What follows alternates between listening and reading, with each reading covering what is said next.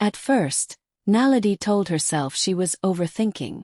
Kwame had always been busy. Business meetings, late dinners, investor calls, that was normal. But lately it felt different. He started coming home past midnight, smelling like expensive cologne she didn't buy. He would step onto the balcony to take phone calls, lowering his voice the moment she walked into the room.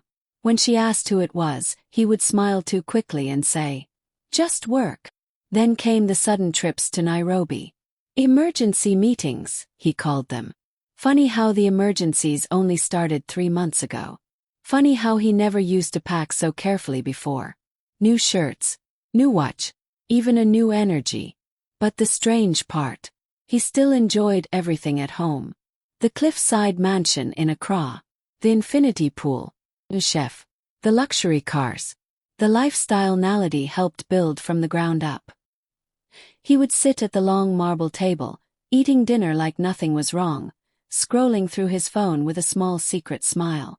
One night, while he was in the shower, Naledi went to place his passport back in his travel folder. She wasn't snooping. At least, that's what she told herself. That's when a folded document slipped out. She picked it up absent-mindedly. Then she saw the words, "Marriage certificate." Her eyes scanned the names once. Kwame's name. And another woman's. The date was recent. Her hands started shaking. The room felt smaller.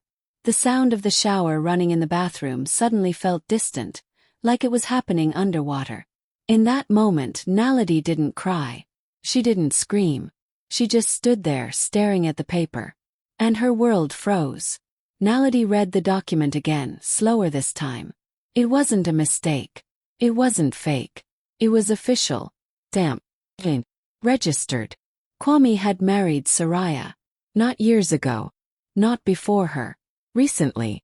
The date on the certificate felt like a knife twisting in her chest. On that same week, he had come home with flowers for Naledi. He had taken her to dinner. He had posted a picture of them online with the caption, "My forever." Her stomach turned. It was a private ceremony. Quiet. No big announcement. No social media post. Just signatures and witnesses. Planned. Calculated. Clean. He didn't trip into this. He organized it. As her eyes moved across the page, something became very clear. This wasn't about love. This was strategy. Kwame thought he was smart. He thought he could manage 2 lives at the same time.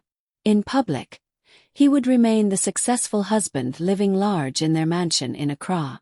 At private events in places like Nairobi, he would be a newly married man starting fresh with Soraya. 2 wives, 1 reputation, 0 consequences, at least that's what he believed. Naledi sat on the edge of the bed, holding the paper in her hands. The shower was still running. He was humming inside, relaxed, comfortable, unaware that his entire secret was no longer a secret. She imagined walking into the bathroom, throwing the paper at him, demanding answers. She imagined screaming, crying, breaking something.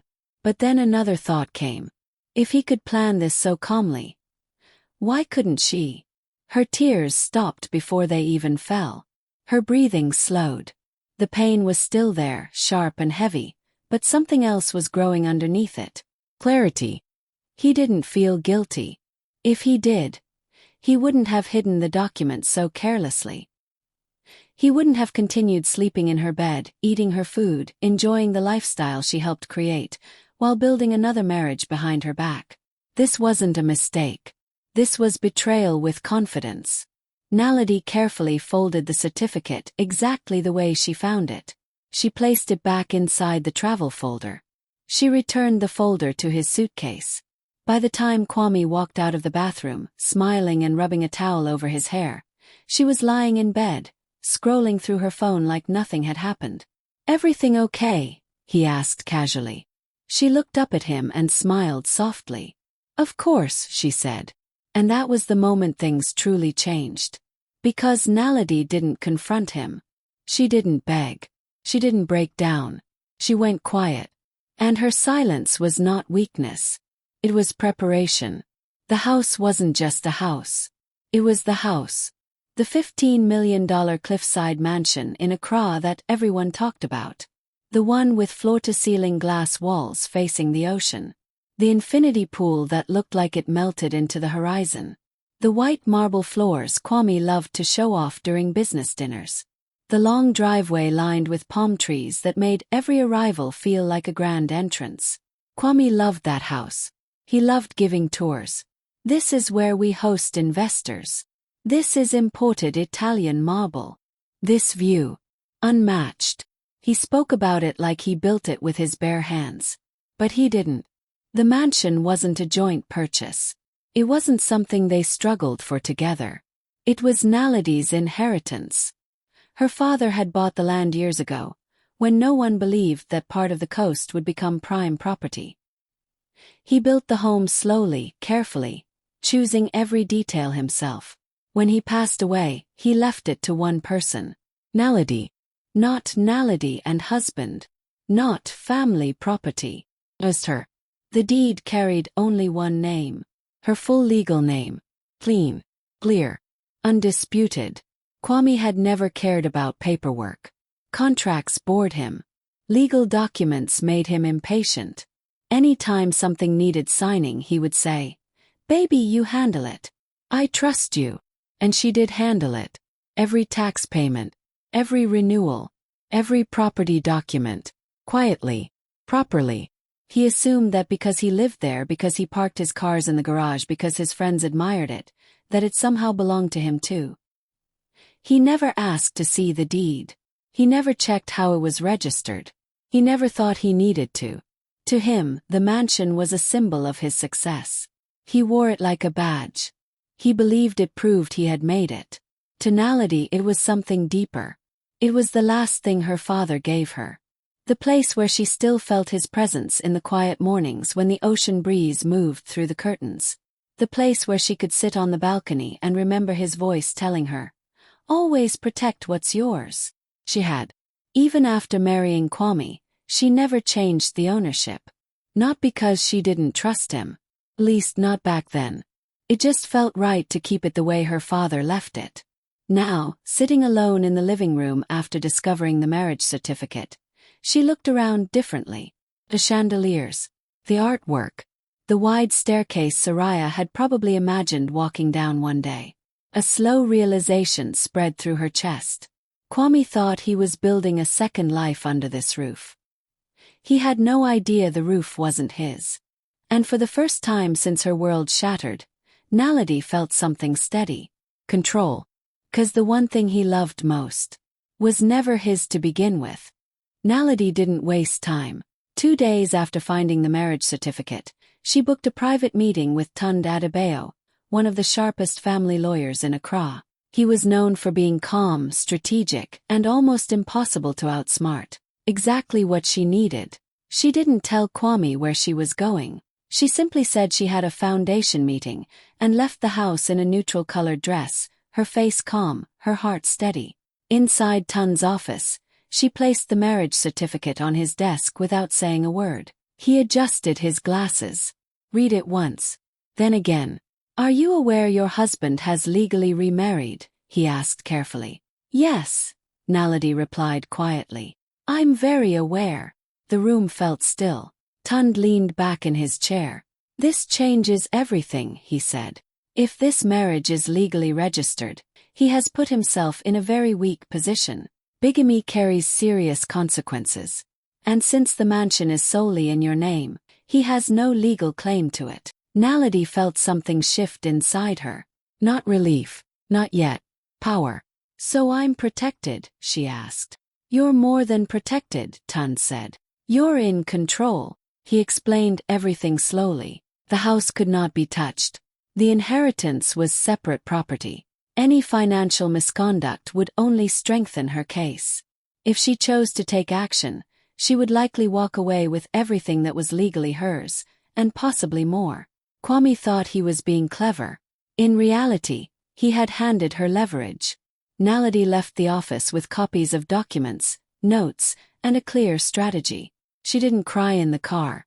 She didn't panic. Instead, she made calls. quiet ones. To her accountant, to her private banker, to her property advisor. That night, she sat across from Kwame at the long marble dining table like nothing had happened. He talked about a potential expansion deal. He laughed. He poured wine. He even reached across the table to squeeze her hand. "You've been quiet lately," he said with a smile. "Everything okay?" She smiled back softly. "Just thinking about the future." If only he knew. Over the next few days, she gathered documents from the Home Office. Property files, bank statements, investment records. She scanned them, copied them, organized them. Every step was clean and legal.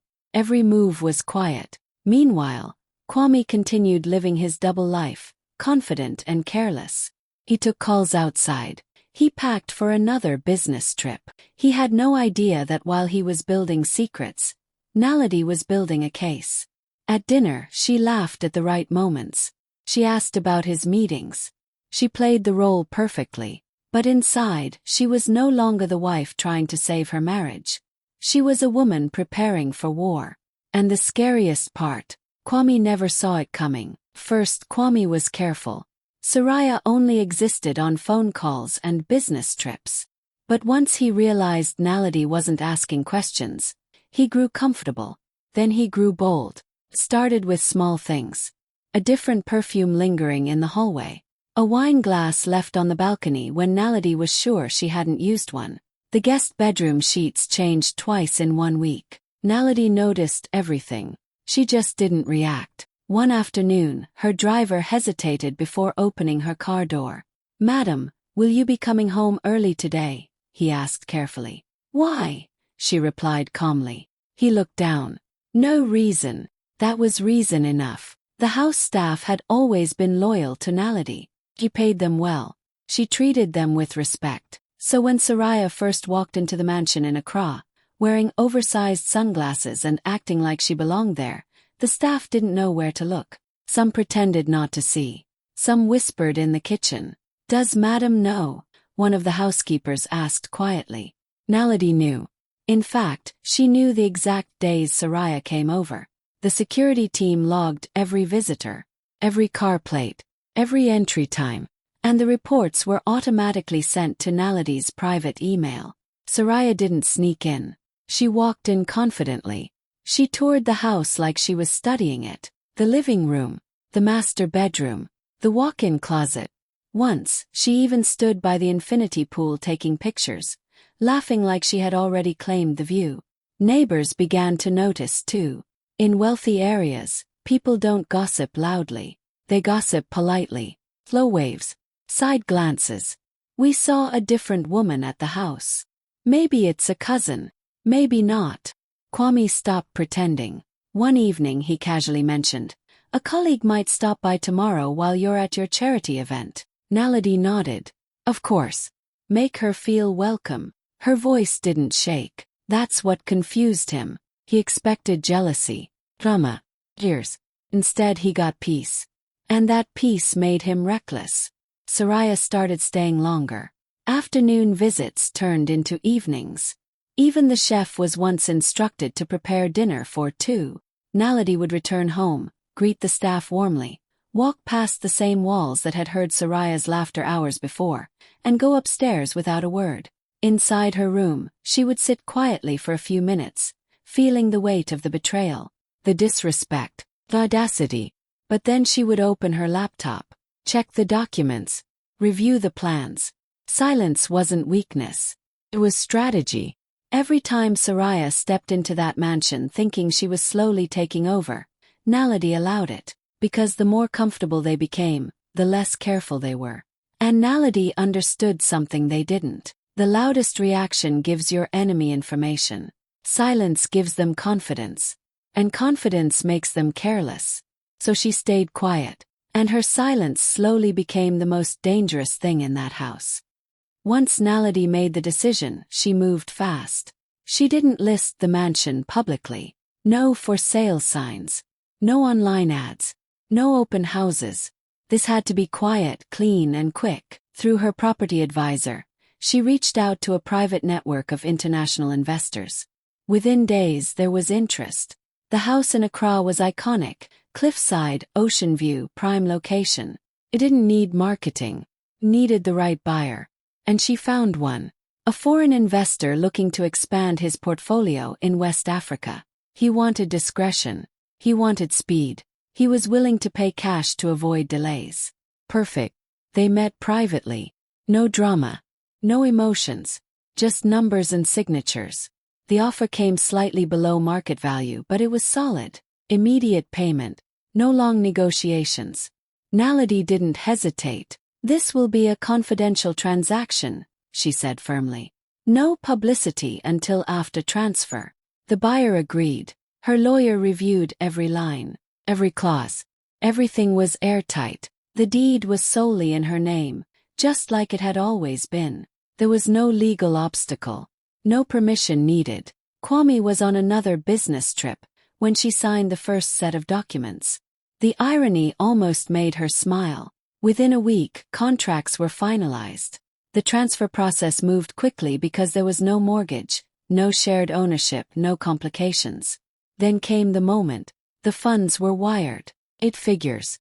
Straight into her personal account. Naledi stared at the confirmation email for a long time.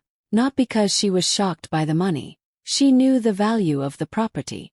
But because that single transaction marked the end of something, and the beginning of something else. She didn't celebrate. She didn't call anyone.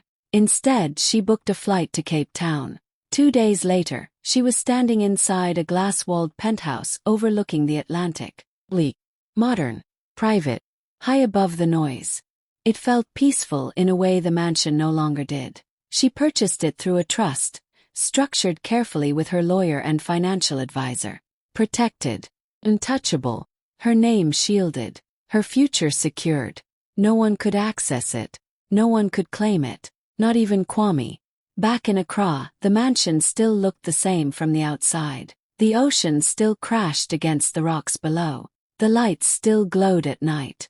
But legally, it was no longer hers. And soon, it wouldn't be his playground either. When Naledi boarded her flight back home, she felt something she hadn't felt in weeks.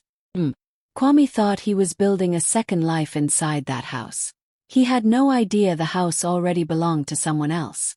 And by the time he found out, it would be too late. That afternoon was bright and calm. The ocean looked peaceful. The house in Accra stood tall and quiet like it always did. Nothing on the outside showed that everything inside had already changed. Naledi was in the living room, dressed simply but elegantly, reviewing a few documents on her tablet. Around her, 2 real estate agents and a property inspector were walking from room to room, taking notes, measuring walls, checking fixtures. They spoke in low professional voices. Felt like a normal business day. Then she heard it. Car door slam. Laughter. Soraya's laugh. Naledi didn't move. She didn't rush to the window.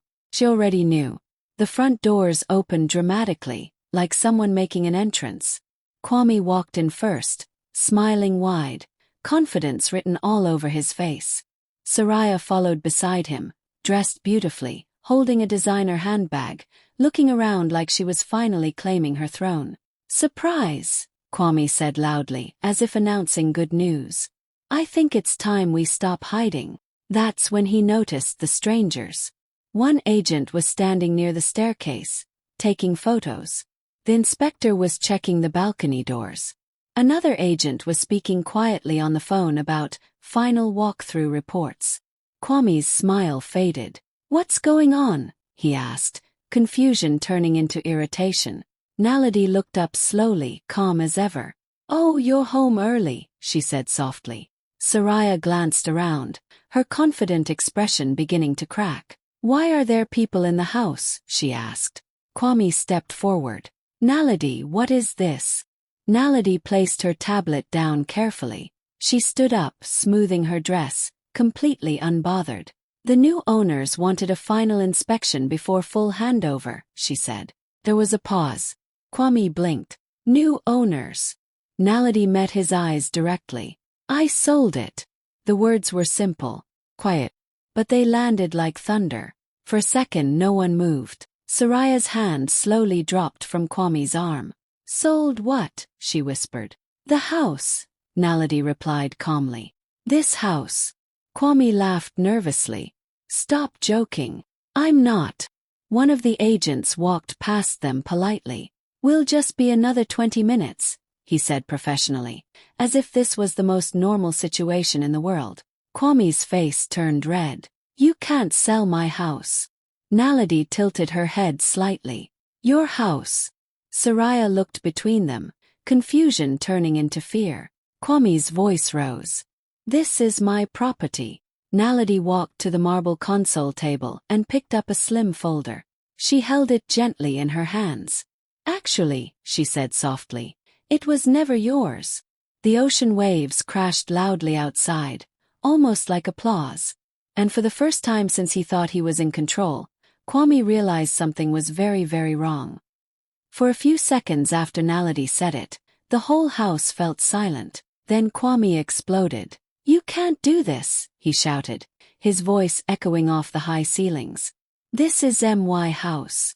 The agents froze awkwardly. The inspector slowly stepped aside, pretending to focus on his clipboard. Soraya stood stiff next to the staircase, her confident smile completely gone. Naledi didn't raise her voice. She didn't step back. She simply walked to the marble kitchen counter and opened the slim folder she was holding. Kwame was pacing now. Do you know how ridiculous this sounds? Selling my property without telling me. Have you lost your mind? Naledi pulled out a clean copy of the deed and placed it flat on the counter between them. The sound of paper touching marble felt louder than his shouting. Check the name, she said calmly. Kwame grabbed the document roughly. His eyes scanned the page quickly at first, then slower. The anger on his face began to shift. His full name wasn't there. Not anywhere. Only one name appeared under legal owner. Naledi's. Clear. Official. Undeniable. This is old paperwork, he said quickly, but his voice had lost its strength. It's current, she replied softly. It has always been current. Soraya took a small step forward. Kwame, she asked carefully. He ignored her, still staring at the paper like it might change if he looked hard enough. You lived here, he said desperately. We built this life together. Naledi's eyes didn't leave his. We built a life, but this house. My father left it to me. You never asked about the deed. You never cared. His breathing became heavy. You had no right. I had every right, she corrected gently. Because it was mine. The agents quietly moved toward the door, sensing the storm getting louder. The inspector mumbled something about finishing later. Soraya finally walked closer and looked down at the document in Kwame's shaking hands. Her face changed. First confusion, then disbelief, then something that looked like fear. You told me, she whispered. You said this was your estate. Your legacy. Kwame didn't answer. Because he couldn't. The truth was printed in black ink right in front of her. Soraya slowly stepped back, looking around the mansion. The grand staircase, the ocean view, the expensive furniture, as if seeing it for the first time. You don't even own this place, she asked quietly. Kwame turned to Naledi again, anger mixing with humiliation. This is revenge, he said through clenched teeth. No, Naledi replied calmly. This is paperwork. Outside, the ocean kept moving like nothing had happened. Inside everything had. For the first time, Soraya realized she hadn't married a powerful man with a kingdom. She had married a man living under someone else's roof. And that roof was already gone. Kwame was still shouting when Naledi said the next sentence. And I froze the joint accounts. That stopped him. What? His voice dropped from anger to panic. Naledi folded her hands calmly. After I noticed unusual transfers, I contacted the bank. Large amounts were moving out without my authorization.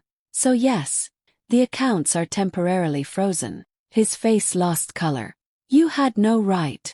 I'm a joint account holder, she replied softly. I had every right. Soraya looked at him sharply. What transfers? Kwame ignored her again, pulling out his phone. His fingers moved fast across the screen. He stepped aside trying to call someone. No answer. He checked his banking app. Restricted. He tried another account. Pending review. His breathing became heavier. This is insane, he muttered. Naledi's voice stayed steady. It's called protecting my assets. Within days, the damage started spreading beyond the house. Accra's business circles were small, powerful but small. News traveled quietly at first, whispers at private lounges, side conversations at investor meetings. Did you hear about Kwame? Something about a second marriage. Bigamy. The word was dangerous. No official case had even been filed yet, but rumors were enough. Investors didn't like scandal. They didn't like instability. And they definitely didn't like legal risk. One of his major partners postponed a deal. Another requested a full financial review. A third simply stopped returning calls. Kwame tried to control the narrative. It's a misunderstanding, he told people. Family matter. Nothing serious. But then photos started circulating quietly. Soraya at the mansion. Soraya at private events. Dates didn't match up. Stories didn't align. The image of the perfect businessman began to crack. At home, or what used to be home, Soraya became distant. The confident woman who once walked through the mansion like a queen now looked uncertain. You told me everything was secure, she said one evening. You said your empire was solid. It is. Kwame snapped. But his voice no longer carried power. It carried fear. She crossed her arms. If it's solid, why are investors pulling out? Why are accounts frozen? Why am I hearing about legal issues from other people? He had no clear answer. Because the truth was simple. He had tried to juggle 2 marriages, 2 images, 2 lives. And now both were slipping. The mansion was gone. The joint funds were locked. Business deals were collapsing one by one. And the woman he risked everything for was slowly stepping away from him. Soraya stopped staying over. Then she stopped calling as often. Then she started being busy. Kwame watched everything fall apart in real time. Meanwhile, Naledi remained quiet, strategic, unbothered. She didn't need to scream anymore. The consequences were doing that for her. Kwame thought he was powerful enough to control everyone. But in the end, he couldn't even control his own greed. And one by one, the things he tried to balance, his marriage, his reputation, his money, his mistress, all collapsed at the same time. He lost the house. He lost the trust. He lost the respect. Soon, he would realize he had lost the only woman who had ever truly built anything with him. Naledi stood on the balcony of her Cape Town penthouse, the wind brushing her hair, the ocean stretching endlessly before her. The sky was painted in gold and pink, the sun slowly sinking below the horizon. For the first time in months, she felt truly at peace. The city hummed below, distant and insignificant. Here, high above everything, she didn't have to explain herself. She didn't have to justify her choices. She didn't have to live for anyone else's approval. The house in Accra, the lies, the betrayal, all of it gone. Her phone buzzed. She glanced at it. Kwame. Again. Another desperate message. Naledi, please, we need to talk. I can fix this, I promise. You can't just leave me like this. She smiled faintly, almost amused. Once she might have answered. Once she might have cried. Once she might have begged. Not anymore. She tapped the screen and blocked him.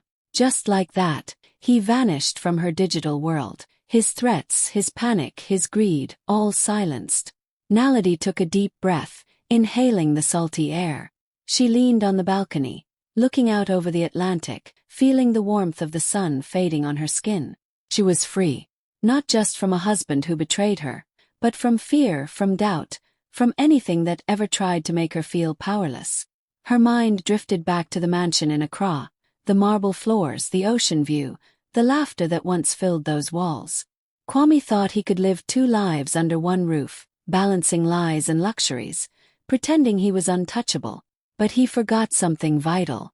The roof had a name on it, and that name was hers. She closed her eyes, letting the waves and the wind carry away the last pieces of anger.